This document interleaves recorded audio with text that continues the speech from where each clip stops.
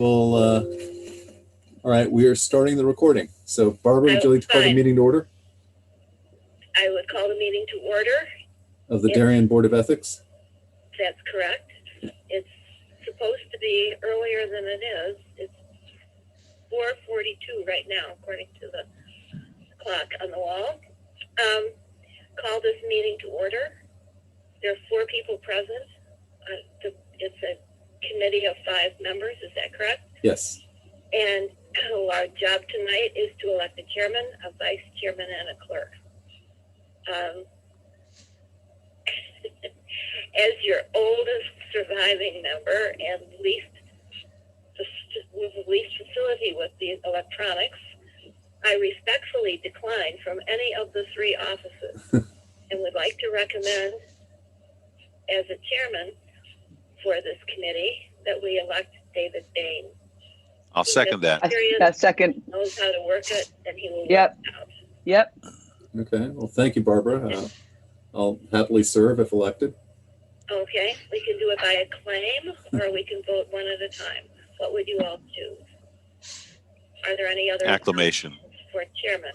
Any other nominations? She asked. No. Okay. Hearing none. No.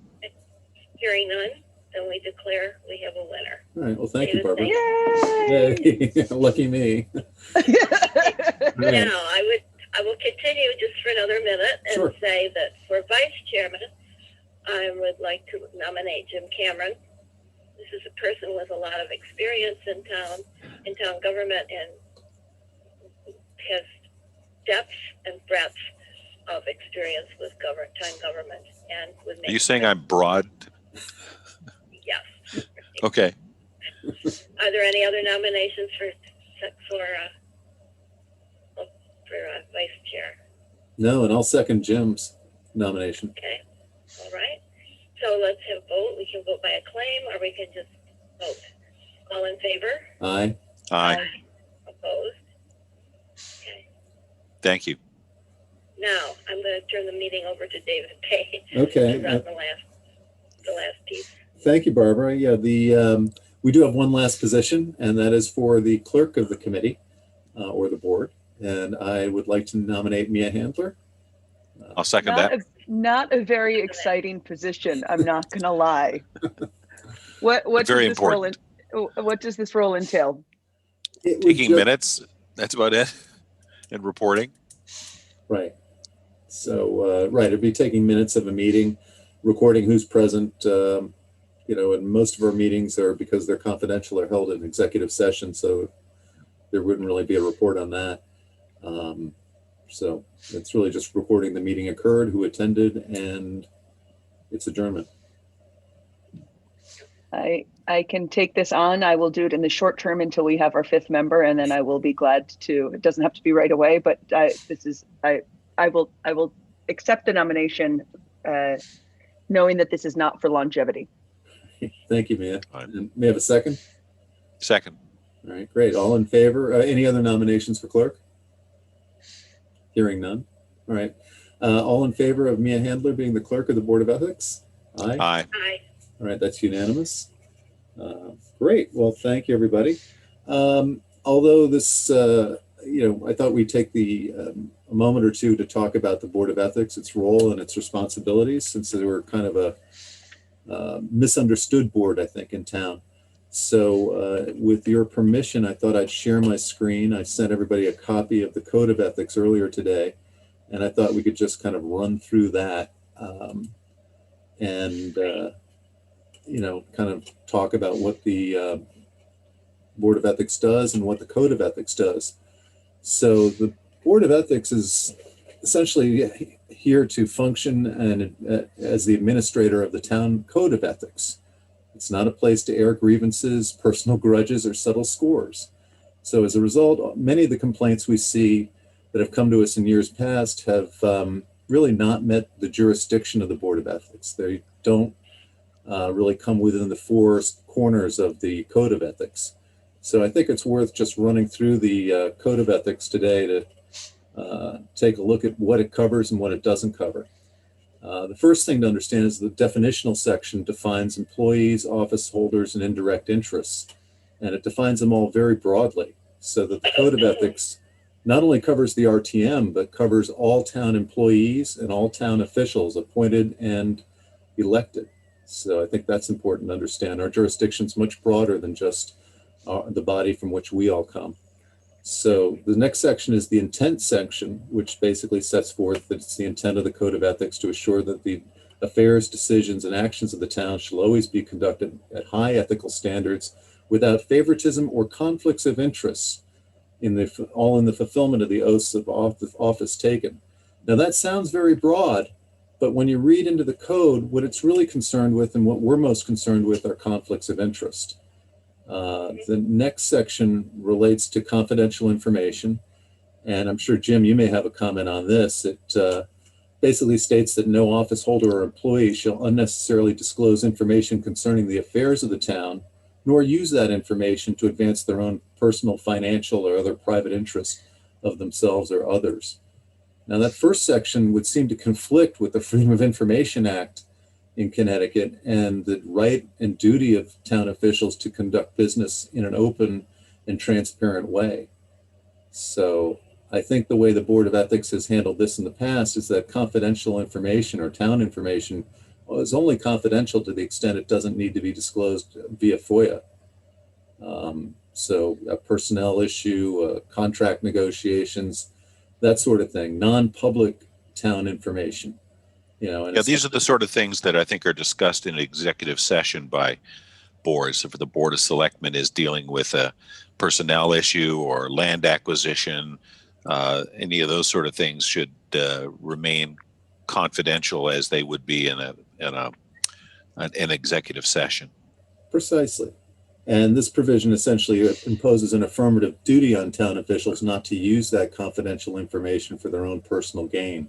In other words, like insider trading information, right. Having a, inside line on what the town is about to do and then trying to take advantage of it for yourself, your family, your friends, your business associates, political associates, whatever. Right. The next section gets into really the heart of the Board of Ethics work, and that's gifts and favors.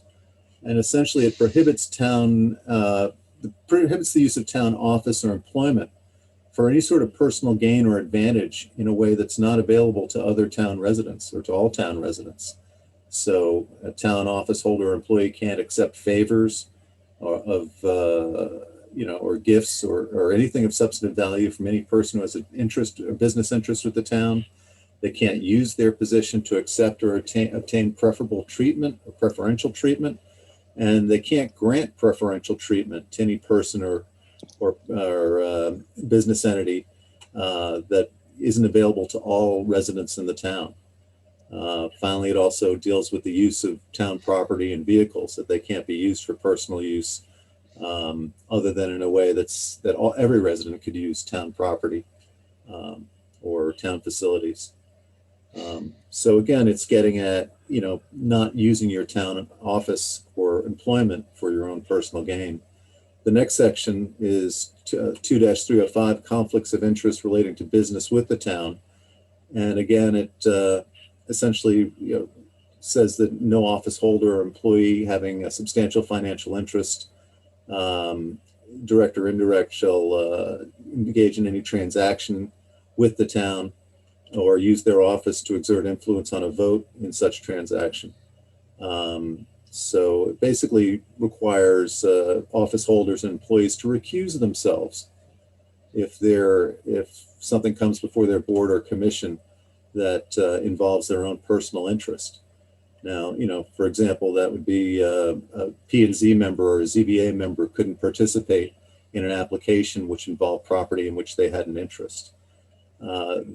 This provision has not been interpreted in the past, however, to apply to matters that impact all residents. For example, an RTM member can vote on the town budget. Obviously, you have a personal stake in what the tax rate's going to be, but your vote doesn't impact you in a way that's any different from any other town resident. So, and then the second, there is an exception to this provision that says that if a conflicted town employee or public official or town official wants to still participate in a discussion in which they have a personal interest, they must disclose that interest to everyone before the discussion and before any vote. And, so in that way, other members of the public and other members of the boards and commissions know that the person has an interest and can take into account any bias that they have. So it's kind of an out for people to still participate even though they're conflicted. Then the next section deals with conflicts of interest in representing private interests. You scroll down a bit, David, on the screen there. Oh, I'm sorry. Yeah. So, Thanks. Yeah, that's 305, conflicts of interest relating to business with the town that we just discussed. The next one is conflicts of interest in representing private interests. So essentially this addresses when a town official may appear before the town representing an interest other than their own, such as, if they're a lawyer or planning architect or something like that. And essentially it prohibits an office holder from appearing before their own board or commission or a body such as the RTM to represent a private interest other than their own. So, an RTM member or a select or a planning and zoning member couldn't appear on behalf of an applicant to the Planning and Zoning Commission. The next section here says that once you've left office or left town employment, you cannot appear before your former board or your former employer for a year. So it deals with the revolving door issue. There's also an exemption for this for collective bargaining rights and other rights, that are guaranteed by other law. So as with most things, there's always an exception, it seems. And that's it for the Code of Ethics in our town. It doesn't really address how you perform your job, other than you don't do it under a conflict. It doesn't address many of the things that you see in professional codes for other entities or bodies like lawyers or doctors. It doesn't impose a duty of competence. It doesn't impose a duty of being forthright and talking, except with respect to a conflict. So, for example, there was a complaint we received a number of years ago where someone was complaining that a committee chair had misrepresented the committee's position to a body, to the larger body in which they all were members. And they thought that was an ethics complaint because it was unethical not to, fully describe and disclose the decision of the commission or the committee or the position of the committee. And it wasn't, because it doesn't fall within our Code of Ethics. And that complaint was summarily dismissed. So finally, I guess I just thought we'd take a moment to talk about how the Board of Ethics actually operates. The way complaints or matters come to us usually are initiated by a complainant files a form with the town clerk stating what the grounds are for the perceived ethics violation. And that comes to our group, which we will then review. Because of the often kind of inflammatory nature of an ethics complaint, where you're challenging someone's reputation or their ethical standards, those complaints are kept confidential. Our initial meetings are kept confidential, and we will generally look at the complaint. We might meet with the complainant and discuss the complaint with them. And the first step is to determine whether the Board of Ethics has jurisdiction over the complaint. In other words, does it fall within the four corners of our Code of Ethics? If it doesn't, then it doesn't belong with us, and we will generally dismiss it with a short note to the town clerk that the matter has been resolved and no action is taken. If it's determined that the complaint does fall within the Code of Ethics, then we'll conduct a more formal investigation that'll include requesting documents and even asking people to come in and testify. People can be required to come in and testify under oath. And I believe we have the power of the subpoena, if necessary, to actually bring people in.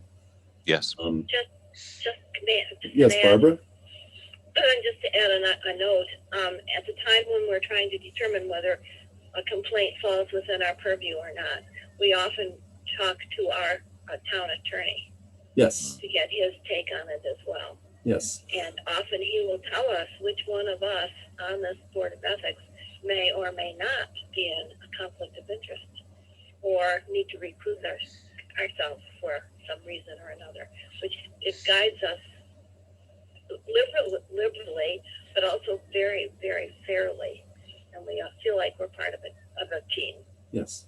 All of the deliberations and conduct of the Board of Ethics is done with town council to provide us with legal guidance and support to ensure that what we're doing is complying with state law and as well as with the town code of ethics and the town charter. I think every meeting we've ever had has always been with a member of town council present. Yep. So that's very important. So if we will conduct that investigation if the complaint falls within the four corners of the board of the code of ethics, and we will eventually render a decision once we've heard all the evidence that needs to be heard, and then we will recommend a course of action. To protect people's reputations, none of this is done publicly until a final decision is rendered. Because if it's determined that the complaint doesn't state an ethics violation, a conflict of interest of some sort, then we don't want a town official or a town employee's reputation to be besmirched, essentially, unnecessarily. And David, as you mentioned, even those discussions that are held in executive session by the Board of Ethics have to be kept confidential so that no member of the Board of Ethics can tell anybody on the outside that there is a complaint or what the nature of the complaint is or how the hearing process has been going. Right. So I think we have a very strong history of being very discreet and fair in handling complaints. That's correct. Yeah, Barbara? No, that's good. Right on. Right. I'm thinking of a time when I was advised by the lawyer to recuse myself. I was ready to do it anyhow. It's just very, very professional. Yes. Yes. And it will certainly remain that way. I think the hallmark of the Board of Ethics is that none of us really want to be on the Board of Ethics. None of us want to have a meeting. None of us want to see a complaint. And, we're not here with an agenda. We're just here to administer the code and, call balls and strikes. So, and I think that's, probably the best way to put what we do. But it is most important that people realize that our jurisdiction is limited by the Code of Ethics. If the Code of Ethics can always be amended and changed by the RTM, if people think it should be expanded or changed in some way, but as it sits right now, it's really a conflict of interest code and nothing more and nothing less. So with that, does anyone have any questions or want to discuss anything further? Can you go back to full screen again, David? Sure. Just so we can see our the three and a half, 4 members of the Board of Ethics. Right. Here we are. No, I think that was a very good discussion, David. And I think it's very useful. Very well laid out. To help everybody understand what the Board of Ethics is and why you hear so little of our work. And that's a good thing. Yeah. Okay. All right. Well, thank you, everybody. Hopefully I will not be seeing you all on the Board of Ethics for the next year. But if we do, I'm glad, this crew are its members. I think, we all understand our roles and take them very seriously. So I'll make a motion to adjourn. And sorry, Barbara, go ahead. Our extra person. Oh yeah. What about the next, the 5th person, David? Yeah, my understanding is the RTM will be voting at the next meeting in December to fill the vacant space.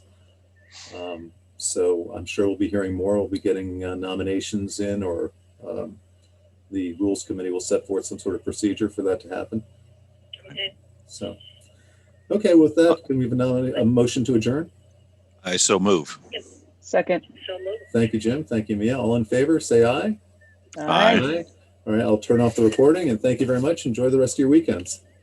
Thank you so much. Okay. All right. Bye, everybody. Thanks, David.